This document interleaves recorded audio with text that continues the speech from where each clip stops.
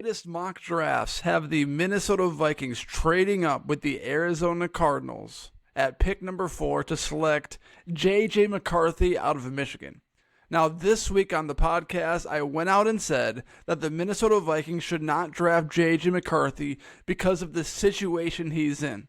And after I did that, I got just lit up with comments, probably from Michigan fans, from JJ McCarthy fans, telling me that I can't look at his box scores, telling me that I can't look at his stats, telling me that I didn't watch Michigan play, telling me that I didn't play football because I would have known that JJ McCarthy is going to be a great NFL player, telling me that, JJ McCarthy, you're going to regret making this statement, yada, yada, yada, yada, yada. All of these fans have come with Pitchfork Nation at Minnesota Tim because I criticized JJ McCarthy and said he will not be a franchise quarterback in the NFL, and the Minnesota Vikings should pass on him.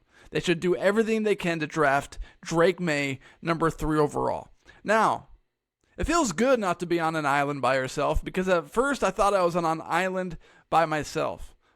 But I took a look at Good Morning Football, the television show, which I produce for iHeartRadio, the podcast. I take their television show and I make it into a podcast. That's my full-time job.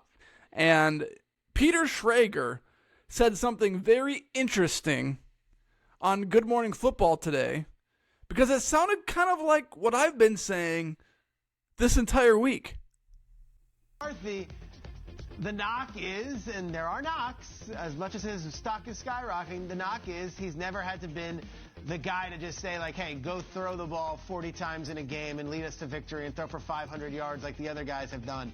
For McCarthy, he had 19 teammates at the combine because the entire Michigan roster is going pro. He had the best offensive line in college football.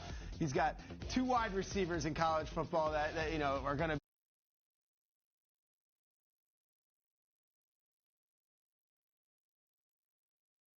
Now, I came out and said that JJ McCarthy, his situation was perfect with the Michigan Wolverines. He did not have to carry a squad. Every single game besides 2 or 3 was a complete blowout. Well, Peter comes up and shares exactly what I've been saying. 19 Michigan Wolverines players are going to the NFL. Their roster is full of them. Jim Harbaugh, one of the greatest coaches of all time between college and the NFL, was coaching J.J. McCarthy. Now, all of these things are things that J.J. McCarthy cannot control. He can't control the fact that his defense and his offense was great. He can't control that his head coach is Jim Harbaugh. But at the same time, it limits how valuable he was to the Michigan Wolverines. And it scares the crap out of me. Do I want the Minnesota Vikings mortgaging their future, potentially trading 3 or at least 2 first-round picks to draft J.J. McCarthy? Now, if the Vikings drafted J.J. McCarthy at number 11, my opinion would be completely different. But they're likely not drafting J.J. McCarthy at number 11 because the New York Giants are also interested in his services. The way the Vikings get McCarthy is if they trade number 11, number 23, and a second or third round pick up to number 4 or number 5 and draft him. They are trading away valuable assets to get this guy. And I think it's a very fair question to sit up here and say, you know what? Is J.J. McCarthy worth all of these assets with the 4th and 5th overall pick? I don't think so. And that's what I came on the podcast and said. And Peter Schrager comes on Good Morning Football and practically says the exact same thing.